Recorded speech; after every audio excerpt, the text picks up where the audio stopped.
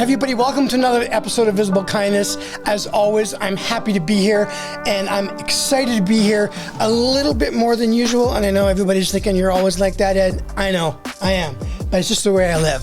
My guest today is Chelsey Turpening Coxsey, and I'm going to have her introduce herself much better than I can. I'm going to give you a little bit.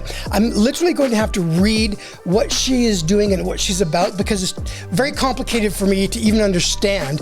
And she's going to explain what she does in her life and where she's headed in a way that we're all going to understand. So I'm just going to give you a little bit of what she does. She operates on the crossroads of what is innovation psychology,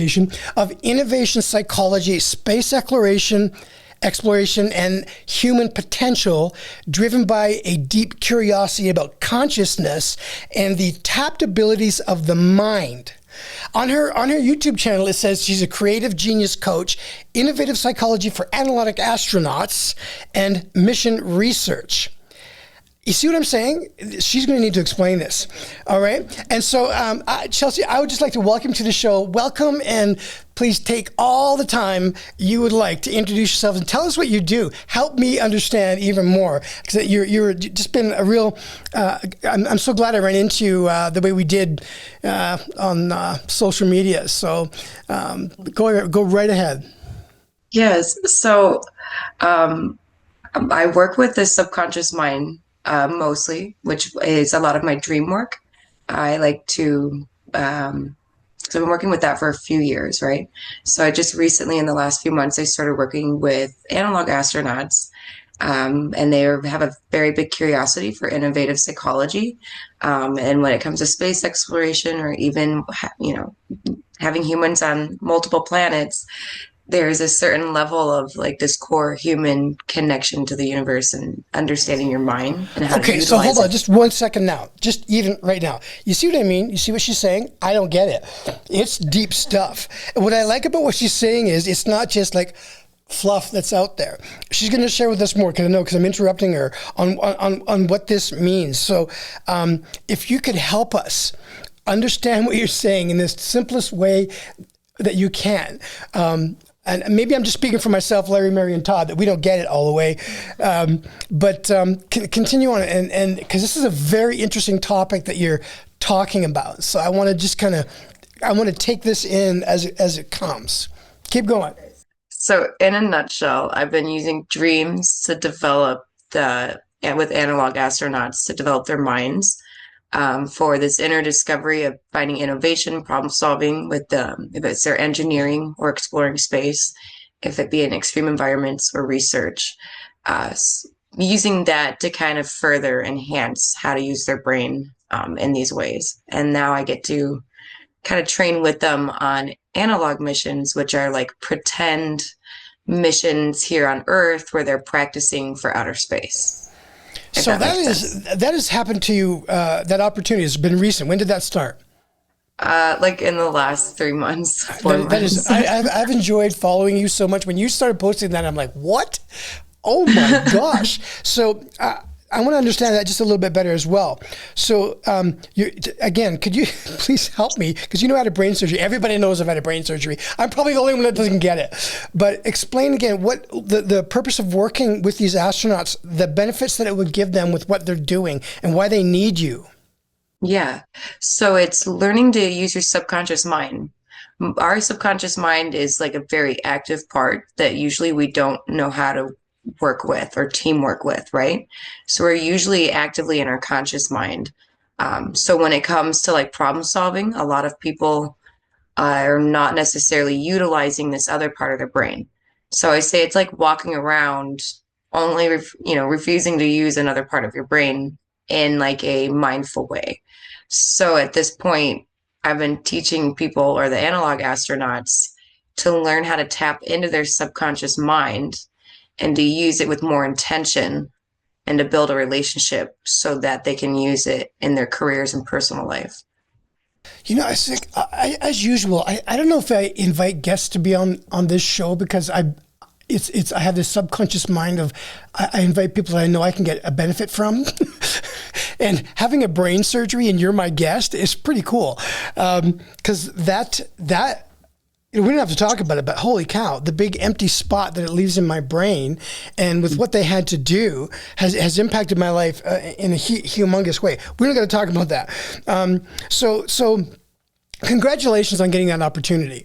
That is just a door that opened for you, and nothing happens by accident. Everything happens for a reason. That's a whole. I mean, we could talk for hours. I love having guests like you that have very deep things, what you specialize in are things that exist that we're aware of, we know about, but we don't think about it, right? So with the astronaut opportunity beside on the side, tell me before and tell everybody that's listening, where were you headed and what are you doing with what you do? So I've looked at your website and followed you on social media. I'm like, holy cow! It's so deep what you're doing. So where are you, like, how are you going to get paid for what you do? What's working for you in that way? You know, because we got to be in a career looking to get paid, right? I'm just kidding, but if you could explain that, that would be great.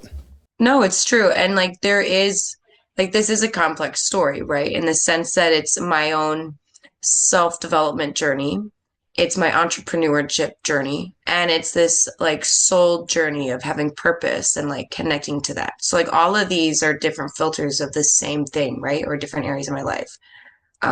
So when it comes to the entrepreneurship side, that's been it's been a path and a journey on its own. Like I had to figure out where did I exist in all of that, and like what industry was I supposed to be, or who wants to work with this type of stuff.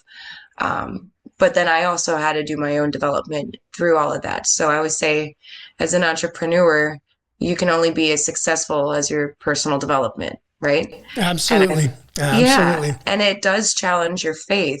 So for me, it was kind of like connecting to, okay, I know I have purpose in this, and I know that I'm right where God wants me to be. But it was this whole transformation that led to the sweet spot finally. And it took like 2 years. So now it's learning that, like, I've followed a lot of good mentors in business and personal development, you know, and I have a lot of role models and people I really watch. But I've noticed when you have that sweet spot, you don't have to force it either. Yes. And it naturally just is a good energy match and it comes to you. And that's what like alignment feels, you know, and I don't think I've felt that fully in business before. But it did challenge my faith and like following my intuition, going where I felt most authentic or curious, right? Yes, so like there was, I'm relating to, you know, I've been talking about authenticity has been a big thing for me just recently, getting out of those chains for me and for many people of what do people think about me, right? Because you can't pursue your dreams and what you want to go on if you're stuck in that mindset. I relate and I agree with you.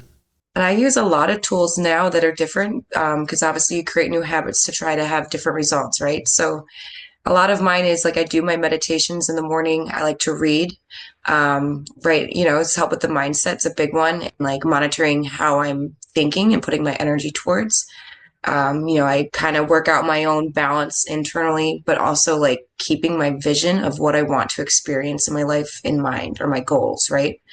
And like, so it's a lot of different things, but it is like me communicating my thoughts to what I want with God or the universe so that I can actively look for those opportunities around me while also trusting and having faith that it's coming to me and aligning as well. But, you know, like I've also had to learn how to monetize and do basic business stuff too. So a rule of thumb I've noticed is being authentic and giving. A lot of people who make a lot of money, they're not out there talking about how much money they're making. They're not sitting there doing sales in public. If they're doing a promotion, it's usually through storytelling or something authentic or personal. So like I've had to learn my personal touch of how I want to like give out my lead magnets, you know, and you know, there had to be this whole thing of don't be afraid to share what I already have that's good because I know I'll develop more stuff to bring to the table and that there's a value in every phase. So when I give out free materials, I get a lot of feedback from people. They're like, oh my God, that was amazing. You know, if it's the YouTube channel with the guided meditations and, you know, like I put a lot of time and craft into those and technique and it's fun. I enjoy it. It gets a lot of good feedback. Then I learned, you know, okay, let's do some free workshops. I just noticed that if you're nurturing a community and doing it authentically, you actually care and you can connect with them. I Yes. think that's the biggest thing. And Gary Vee and a bunch of people talk about that. Connect, listen. You're not just doing a sales pitch. And So I used to you know what you're talking wholesale, about. What you're and talking about. that This is my strength. My strength is not in thinking straight.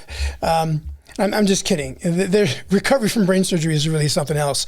But my strength is in understanding strategic business analysis, marketing, branding, execution. Because working for all these Fortune 500 companies that I did, there was no way I could walk into a kickoff meeting where the vice president there, the CIO and CEO are there, and if you don't know what you're talking about, they will pick you off in a heartbeat, and you're gone. You need to understand these things, and that's what you're sharing and explaining now is exactly that. And I like what you're saying too, which is really important. And cultures change, so methodologies change, our approach changes, and giving free stuff away that's high quality. It's not junk.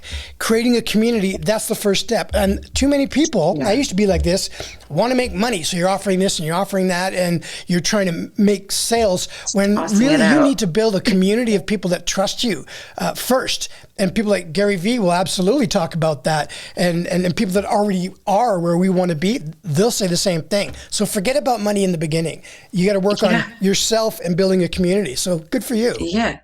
It was huge. And, for me, when I first got in, even in the space industry, I already had experience of what my product can do, but I also knew what I wanted it to do. So at first it was just networking and talking, and I had nothing to sell. So it was just me feeling it out kind of. And like I saw my space and then the opportunity, and it flowed so easily. But, you didn't come out right off the bat like, hey, I'm going to sell you guys something, or hey, give me your money. You might as well walk around the street with spend all your money on flyers or just start tossing it out, and no one's going to catch it. It'll end up just laying all over the street like garbage. Because there's no intention. It doesn't land. Yes, absolutely. It reminds me when we first met online, and I've been meeting some really great people just out of the when you're pursuing this, then this would, I'm sure, would roll into the mind and our emotions and stuff, which I am unclear on because it's really messed up right now. And I'm not joking. I struggle a lot on the mental level, mental health, just mental period thinking. But I like how when we connected before the opportunities with the astronauts came in, we were kind of in the same parallel spot of where we are with our what we were pursuing, and we were connecting all the time. And all of a sudden, this holy cow astronaut thing came in, and I was thinking to myself when that happened, like, I wonder if something's going to come into my life where I could share with my new friends like Chelsey, this happened. And they are, and it is, and it has. Nice. And I'm going to tell you after this is over, because I'm not going to talk about it on this show. And I'm saying that because isn't that interesting that we continue to parallel, and it's with a number of other people who were where you were and are now, where I was just literally weeks ago, and what's happening now, and so many other people, and we all get pulled together in some kind of, there's got to be, you got to have a word for this. In season, we're in the same season almost, right? Like fruits and veggies, and how there's a season all year round, but some people seem to be in the same sync of season. So that's the best way to describe it. But something I also learned, what just going back to like things that was like really huge in business and with mindset, was learning the difference between a creative mindset and a competitive mindset. And I've been reading the book, The Science of Getting Rich by Wallace D. Wattles. It's like 100 years old. And I think the title is a little deceiving because he talks about building abundance in life, but he talks about it from like a Christian spiritual perspective, and how like when your thoughts and your mindset create your reality, but God also is listening and responding to that. Yes, I've read that and book. It's a law. So, yes, that's right. And like how that's right. You have to have gratitude and faith in how he is, because it's not that God wants you to have scarcity. He wants you to understand how he interacts in that way. Yes. So, he takes it and he's like, God ultimately wants you to experience an abundant life or have the full means of your experiences, Yes. and he's And I always like what feeding you into say that. right there, the full means of experiences, because he's not saying money. That's not what he's talking about. And The there's so many, I fullness hate to of say it, life. but there's Yeah. so many Christians and the church in general that where it's like, money is coming in your way. Money, all this stuff from the 70s, 80s, and 90s where, I forget what they call it, prosperity gospel. That's it. Yeah. Yeah. And it's I not, kind of it's grew not up like here. that. It's not like that. If that's what No, God has in your life, he's got a purpose for it. It's not just for you to it's have an, the in, stuff. There's a plan and a purpose for it. But it your is. abundance in your personal life is what he So that's what that's, abundance is. and it comes down to two things. So when a creative mindset versus competitive mindset, creative mindset, there is no scarcity, that God always provides and there's Yes. always more and it can produce. And the way Yes. the universe brings things to you, right? So in the sense, you don't have to take from someone. There's no need to compete, and that there's an abundance so like if you're in that, to knowing that there's an unlimited amount of possibilities and resources around you and that God is unlimited, you don't need to feel the need to take from others. And like it talks about free will, and it applies it in business, and it's the sense that when you give someone something and you ask for a value exchange, you need to make sure that you're giving them more than what they're paying for in that sense. Yes. That and there's this fairness in it. And you see, like in corporate worlds and how a lot of major industries are, it's a very competitive mindset. And there's no fulfillment in that, because when you're in a creative mindset, you're fulfilling your soul, your mind, and your body. So you see it in your every aspect of your life, versus some people are in competitive mindset. They make millions and billions of dollars, but they're still not fulfilled or having abundance truly That in is their so life. common. It is so common. And I heard someone say this on something I was listening to the other day, but he said there's no one who is wealthy that when they get to their deathbed that they're happy because they're wealthy. Nobody Yeah. is. Nobody is. Are you happy with your life? Are you happy with who you are before you meet the end? And that's what's important. That's where abundance, in my opinion, comes in. Because I've had lots of money and I liked it, and then I've had everything was gone, and I had to learn, because I wanted to ask you this. This is what I wanted to ask you. So, how would you explain when, like, even myself, I used to make a 6-figure income, lost it, and then I had brain injury, and now I have all these troubles I'm having, and you've heard me talk about them, and Yeah. I'm not troubled by them. I'm not. I take one. I'm so grateful that I've learned how to take one day at a time. The fact that I can wake up in the morning and breathe, I'm like, holy cow! Every day I got a holy cow day. I've never used that before, but I just look for places to be kind. You know me now, right? This is what makes my life. Money is it's way down the ladder. Yeah, I need money for rent and this and that and whatever, but the thing that drives me is that kind of an abundance. How would you explain that to someone, or help someone understand that the desire that we have for money in general, the general population, that they think that that's what they need to give them satisfaction in life? How do you help them get around that, to understand what I tried to just say? Well, I would say money is just a conduit or a packaging. So what's underneath that, right? Is it a fear of self-love? A lot of the times I've seen through conversations with these people, a lot of people, it's a scarcity, a self-love thing, and a belief system that they hold on to. But when you get into like an abundance mindset, that's a little different. And it is a journey. It's not like you flip it overnight, right? No, it's You have to it's a lifelong experience journey, it. actually. Yeah. So, so I say it's part of the self-love journey naturally. But the thing is like everything in nature wants to expand and experience every aspect in this universe, and that's kind of how God Right. is too, because if you think God is experiencing through us and he wants to expand. So like I want more experiences in life. I want to have more opportunity. I want to be able, if I want to allow myself something out of love with good intention for myself or the people in my life, and money works as a conduit that allows that experience or nutrients to come in, then yes, I would put more fresh soil on that. And Absolutely. Yeah. Absolutely. Yeah, and abundance it because I think that's what we are at our core. So I think people kind of get in this like almost a sadist mindset where they want to like sacrifice these Oh yeah. things in their life. And then they create a mindset or belief system or perspective around it that justifies it. And I always say, as humans, we're really great at gaslighting ourselves. Um, Yeah, we are. Yeah. you know, and it's to catch yourself and learn that. But it's also an evolution. So it's not really about the money, it's much deeper than that. And that's why I tend to avoid those conversations unless someone's very genuinely interested in having it. Because are you even ready to look at that mirror? Money is a mirror from what you desire, right? Do you desire greed? Do you desire all of these selfish type things in your life, or the gluttony of the human experience, or are you doing it out of the intention to better your life, to better experience and the connection of people around you? I'm not And saying on you have to social give media it today, away, but it's it's such a big growth. thing with people advertising. Look at my life. Look at my car. Look at my holiday. Look at my house. Look at this. And Yeah. I've posted so many times. Don't post that for me. I'm not interested in your lifestyle or your house or what you have and the money. I'm absolutely not. And it's such a I think it's such a horrible thing to get people into a mindset where they think that's what's going to bring them happiness. That's why I stay off Instagram. I've realized I was following a lot of things that I liked, but it just had me in a state of wanting, and wanting means I'm lacking. And that's a really frustrating place to be in. And I'm like, why would I want to do that?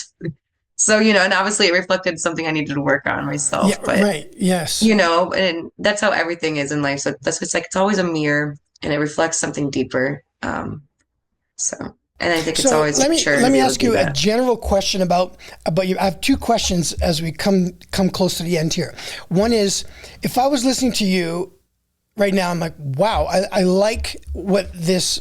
I like what she's saying. I like just the depth of your ability to explain and share what we're talking about right now. So, how does your outside of outside of the astronaut stuff? How do you advertise? It's not the right word. How do you tell people about what you're doing and get them interested in getting into your community? That's the word I'm looking for. So you talked about community, giving stuff for free, and all that. I'm thinking. I'm curious to actually go find out what you give away for free and get into your community. Yeah. And I'm not joking, right? How do I do that? How do people do Okay, that? I love it. So I'm pretty active with the open community on Facebook and LinkedIn at the moment. Just met Chelsey, Turpening, Coxsey, and I can add those links. I just really started building up my YouTube channel again. So I've got a lot of guided meditations. Some of it's for like having the power of perspective, inspiring innovation. Some of it's psychoanalysis or hypnosis for relaxation. So there's a couple of different things, or even remote viewing. So like my YouTube channel's got like a lot of technique development to explore on there for free. I'm currently at the moment still updating my website, so I don't have that yet. But once I get that up, everything will roll over to the community there. But I have been in the process of doing To that. the community in YouTube. Well, YouTube, but also I'll move it over to my website. It's just not, I'm still developing it right now. I switched platforms. Um, so I'm with you. I'm doing all these yeah. things right now myself. So let me ask you one more question. And I'm going to put all the links that you want, that you need into this when it goes out, so people will be able to find you, no problem. And I wanted to ask you, so what would be some of the, like, I don't know, one or two at the most challenges that you have faced or are facing now in growing and expanding what you're doing? Well, okay. So one of the hardest ones I feel like was just, Well, it's not that I like it. I'm just I asking you. know, trying to think how I'm just kidding. no, it's a good one because man, I would say it's like the last 2 years were the hardest, and I think that was my first 2 years of really putting in everything into action with this, like working with dreams. So honestly, the hardest thing was to find my niche and my avatar. And I know that's very businessy, but like I could not for the life of me figure out what my niche was and my avatar. It took like 2 years. As soon as I aligned to that within myself, everything took off. So explain your niche now. Okay, so my niche is working with dreams in the subconscious mind and training astronauts would be my avatar, right? To connect to those parts of themselves. And in a nutshell, that can go on a lot. Excellent. Okay, wonderful. And what was the other That thing you took were a going to say? minute. And the other one, hmm, time management and prioritizing, especially as like a Huh, neurodivergent entrepreneur. yeah, That was a I, big one yeah. because it was learning how to connect with the marketing styles, but also I took on too many projects at once and I wanted everything to go immediately. It's like as soon as the idea crossed my mind, I'd take action, and instead of like holding on and sequencing. So I think once I learned how to start sequencing my actions and what I was doing and learning and applying, that made it so much easier. And getting a mentor, like a business mentor. Man, what you've just said is exactly. I'm like, me too, me too, me too, me too. And that doesn't happen for everybody at this time. But I'm literally having the same experience, which is really cool. That would be my answer to the exact same question. So as we bring it to an end, let me ask you one more question. What do you say, or what would you like to say to people when it comes to this topic when you have a conversation with them? What do you say that where you get interest from them in what you're doing? Oh, like my response for people who are interested in like my programs. Yeah, I'm kind of asking, it's almost like a marketing question. Like, what do you say because I'm just dead on curious for myself, what you do. I mean, I can tell you what I do. I talk about kindness here, kindness there, kindness everywhere, right? I'm just being silly, but I mean, yours is on a very different level. So how do you promote that in a sense? How do I promote it? Oh, marketing style. Well, I have a couple different approaches that I've developed. And it actually took me a long time to figure out how to do that because dreams were my original thing and it was so broad that it was hard to pinpoint. So now I mostly use it like targeting mental wellness, right? Balancing the system, which is good for stress and anxiety. And I noticed within the space industry, there's a lot of that.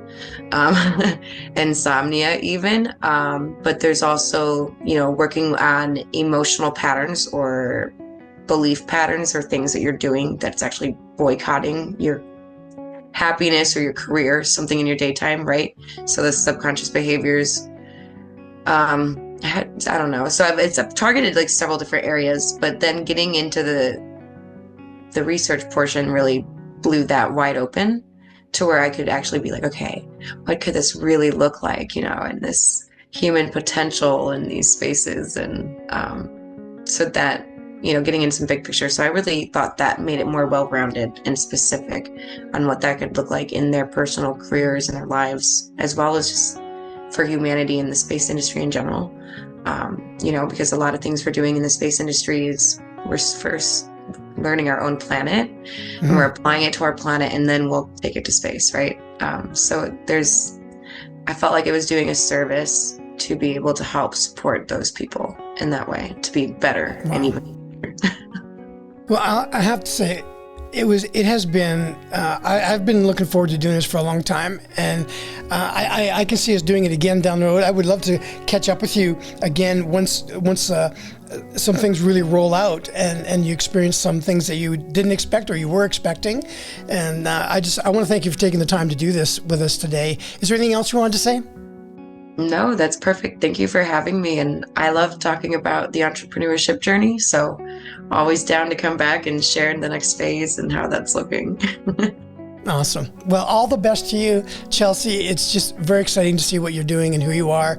And again, I really appreciate you coming on and being with us today. Thank you. It was nice being here.